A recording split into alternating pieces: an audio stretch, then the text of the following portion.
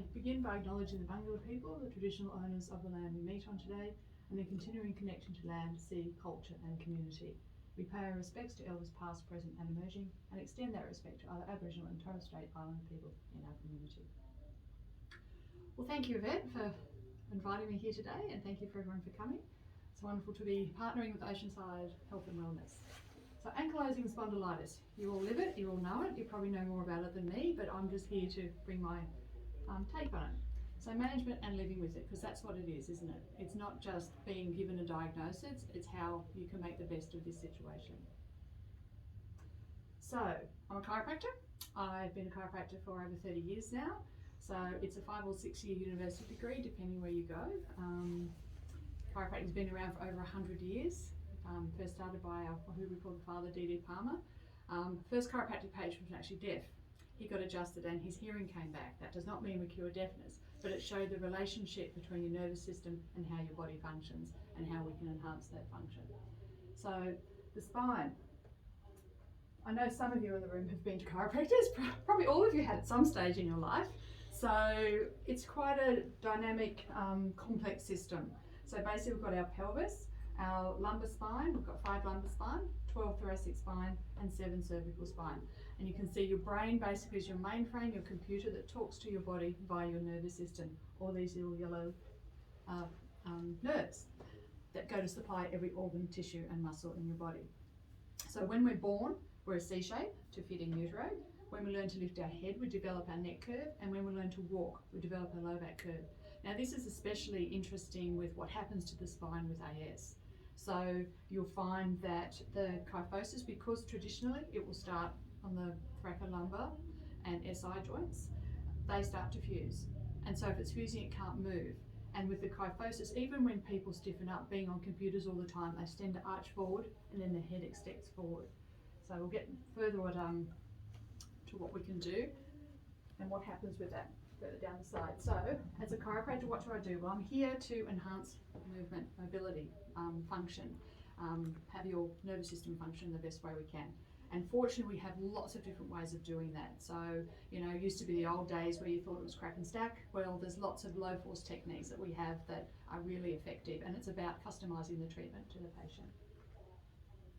So about AS, it's an inflammatory arthritis starting at the SI joints, as you probably are aware of. It's progressive but may go into remission, which I find really exciting. It's worse with inactivity and improves with movement, as you have probably all experienced. Was thought to be gender biased, with more men than women being diagnosed with the condition, and which is now thought to be a mixed diagnosis, so, or undiagnosed on the part of women. And that's true. I know when I first came out, it was only men. It was very rare you saw women.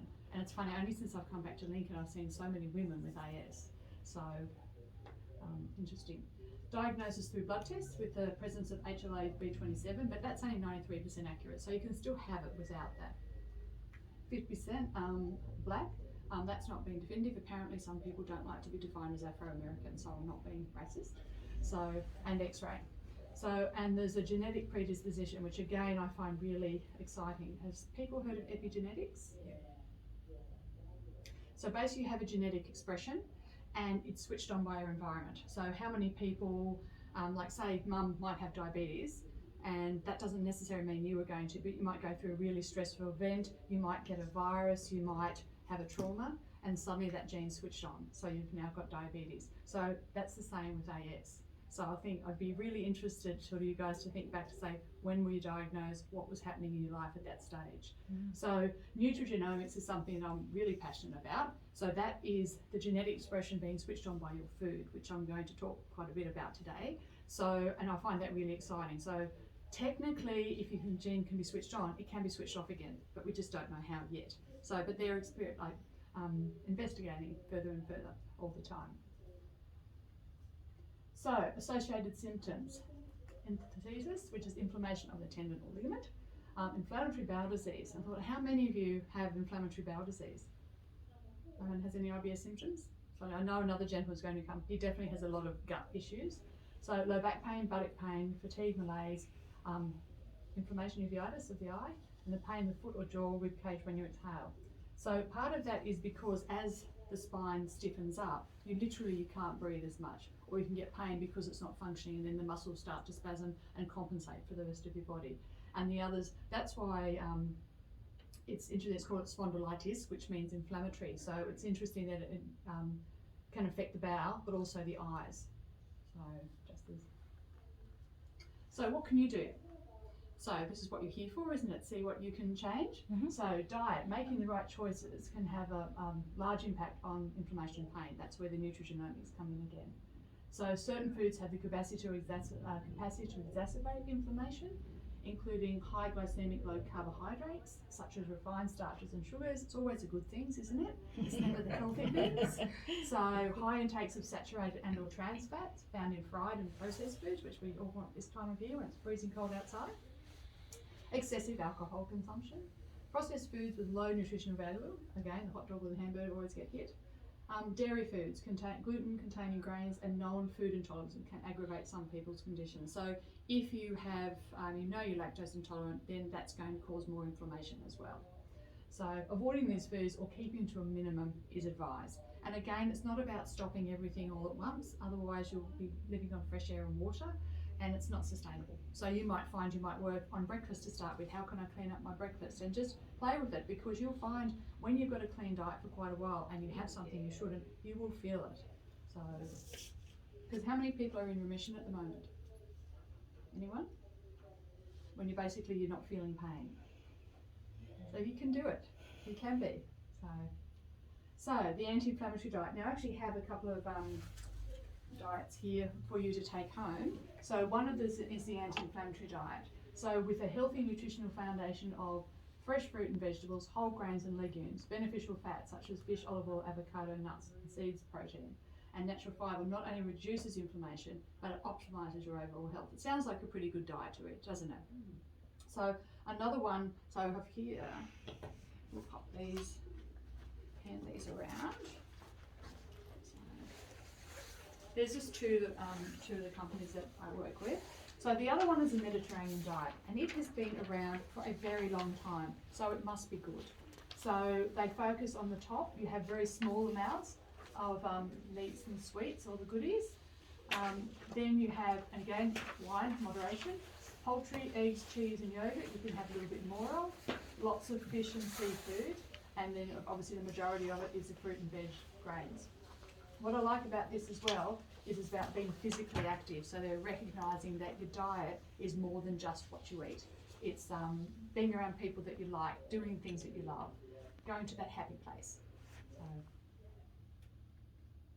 So chiropractic, as I said before, we've got low force techniques. We don't necessarily have to try to move the whole spine. What we're doing is working on the nervous system, and you can do that by even just by touch, by using instruments, drop piece. We find what works for the individual. We give dietary advice and exercise. Sometimes it's a matter of taking elimination, like taking foods out, and you don't know what it is until you reintroduce that food back into your diet. As I say, once you do, you're eating clean, you're feeling good, then you can start to play with it. So, and just keep moving. So basically, if you don't move, your brain shrinks. That's what a neurologist told me. So that's why it's important to move as much as you can. Again, moderation. If you're having a flare-up, you don't want to go and overdo it. And especially in the cold weather, a bit more vulnerable, we will tend to punch up a bit. But yes, just keep moving. There are some really good apps out at the moment as well. I know the Chiropractic Association, I'll allude to a bit later, they've got a couple that are free. So one's Straighten Up Australia and one's Just Keep Walking, which encourages you. It's amazing when you've got accountability, how much easier it is to do something. So natural supplements, this is something else you can do. So traditional medicinal herbs, turmeric and boswellia are potent anti-inflammatories that help to inhibit the chemicals and cause inflammation and pain. Used in combination with other herbs such as white willow and ginger, they can improve blood flow, acute inflammation and pain. So I've got people that have rheumatoid arthritis, completely drug-free. So, and they've got like methotrexate, they've been on all sorts of things. They've done it through diets and supplements.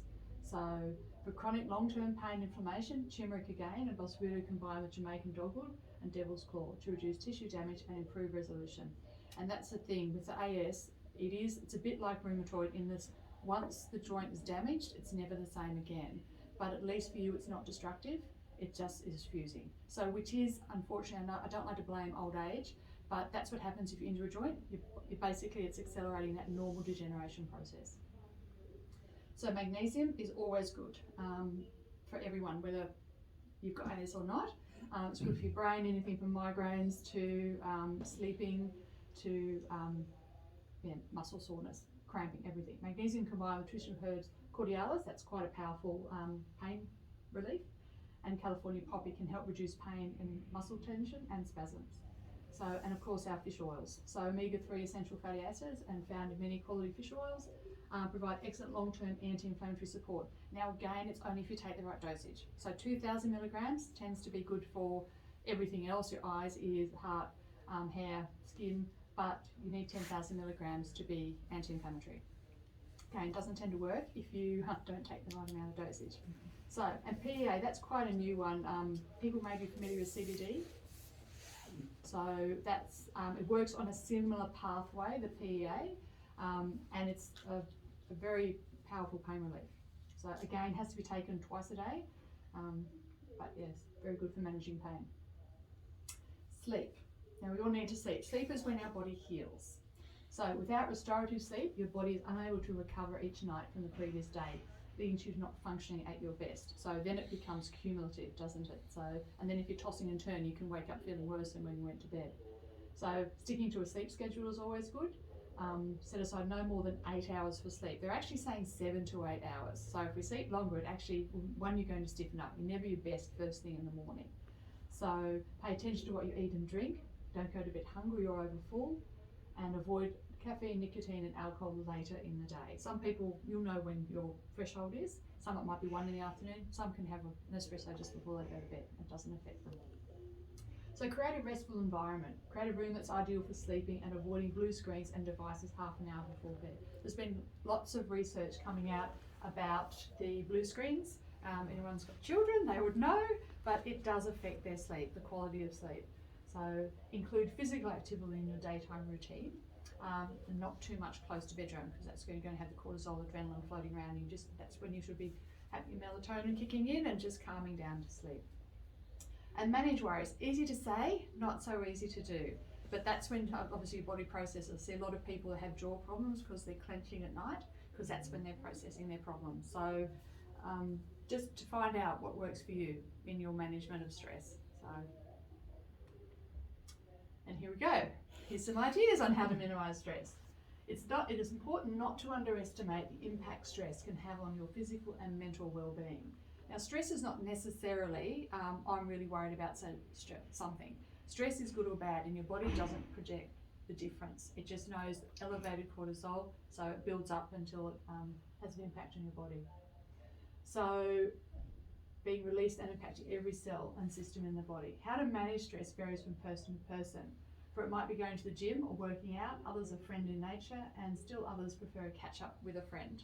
So you know where your happy place is. You just need to find it and spend time doing it. So mindfulness is a buzzword at the moment, but it means is being present in the moment and being grateful for what you do have, not focusing on what you don't. And a positive mindset. For the last 2 years haven't taught us something. It's about, being resilient, adapting. And there's a good research coming out about the benefits of breathing and meditation, something that has been around for thousands of years, can't be wrong. So I know Michael does a lot of work through his free diving chiropractic with breathing, and has found it really, again, you've got to practice it with stress and anxiety. And it's even as little as breathing in for 1, out for 2, or in for 2, out for 4, will lower your cortisol levels. So it's just about breathing, because often we find 2 people are really tight for the diaphragm because their stress response, they're breathing up here or mouth breathing, they're not breathing through their nose. So even just if you're a snorer, take your mouth shut. You'll breathe through your nose and you won't snore. So plus you'll get more oxygenation to your body. So there's no one size fits all. We are diverse as a population. So as you find your fit, you may need to experiment, be adventurous, and above all, don't give up and ask for help, which is the benefits of a group like this where you can meet together and share. Exercise. I like that slide. So this is where it says just start walking. So even if you look on your phones, go to the App Store. It's just an accountability. It logs every time you do a walk. And then that's encouraging as well. You look back and say, oh, I've done this much today, or we've all got Fitbits or phones that tell us how mobile or immobile we are. So Straighten Up Australia, that's just a group of exercises. They used to have a really good widget on the computer where it would pop up and say in 20 minutes, go for a walk or have a glass of water or take the stairs, and then have the exercises on there as well. They're just basic, but it's a good thing just to do gentle exercise every day. So going for a swim, cold water therapy, that's quite a lot of good literature coming around about that. Certainly a good example today if anyone wants to go for a swim, but you guys probably have to be careful if you are. Now if you're having a flare-up, the cold might be good, but it can also be detrimental. So if you can't walk, if you need a walking stick, it's okay as long as you're still moving. So joining a gym works for some. Again, that's the accountability.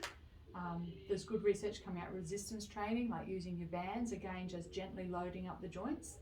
Same old, if you don't use it, you lose it. So we want to keep moving. And then there's also the mind body with yoga.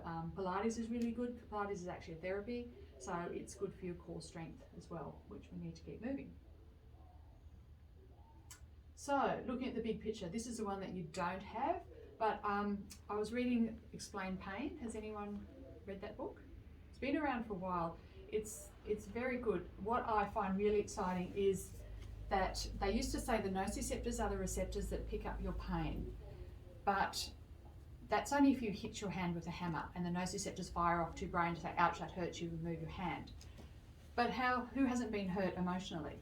Or who hasn't been hurt when their tummy is sore? So the nociceptors don't have to be present to register pain. So what is pain? And that's what they're asking. So what I like about this is that you actually have a choice. So the ones on the right, that's a danger in me.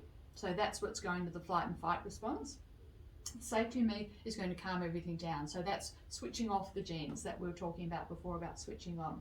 So if you look in the top, things you hear, see, smell, taste and touch. So if you go to the right, that's looking at an x-ray or the sounds of the dentist, and automatically you go into that flight and fight, or you can. So whereas hearing the scan is clear, gentle massage, they're things that are going to calm everything down. So things you do, I only take pills or staying home all the time, versus taking sort of responsibility, gentle exercise and learning about your plan. So rather than just being afraid of where you are. The things you say, so it's just old age, I've got age, you're defined by something. Whereas there's light at the end of the tunnel, understand what it's saying. So even if you say something, if you were to practice something, it's almost the same your brain registering on scans. So imagine what we're thinking. We're already sending to the prefrontal cortex to start that action. So our thoughts are just as powerful as what we actually physically do. So things you think and believe. So again, that's that format. So pain is forever, insurance has it in for me. I like to challenge. I like to see you guys in 12 months' time and say, well, how are you going? Have you had pain-free days? Have you had days where, you don't feel like you're defined by AS? So things you think and believe. So broken bones can heal in 6 weeks. And I have belief in my health professional versus, questioning them all the time. The places you go, is it just a hospital's and surgeon's office? Well, you still go to the hospital, but you can go out dancing or go out in nature.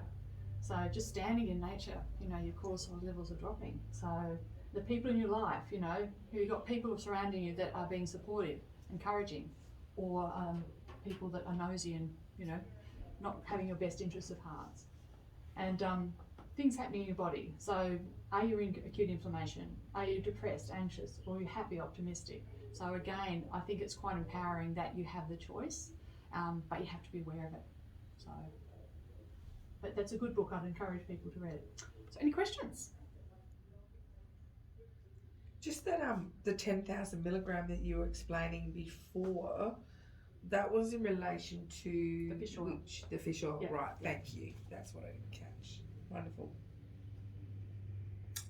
The turmeric for anti-inflammatory has to be taken in quite high doses, though, doesn't it? It is. Well, those ones, that combination were in their Metagetics product, right. Practitioner only, and they are quite high grade dosage, and their research is amazing. That's why I struggle when they say naturopaths can't, be on health funds, or their registration's been questioned when their research is just outstanding. Have you heard of a product called Turmerex, and it's in big tub and it's powdered form and it has black pepper in it and Black pepper's quite anti-inflammatory as well. yeah, so it is the combination. Have you heard it? It's actually called Turmeric X. No. I think you've not ever heard. But there's lots, that's what I mean, there's lots and Yeah. lots around. So I guess I I do- just work with Yeah. those because I know, one, where they've come from, and two, that they work. Okay. But if you find something like, even people, I've got one lady that puts turmeric, like literally the turmeric off the spice, Yeah. in a smoothie. Yeah. And that's helping her with anti-inflammatory. Yeah. She puts in like ginger and some like basically fruits. And Yeah. that's what manages hers.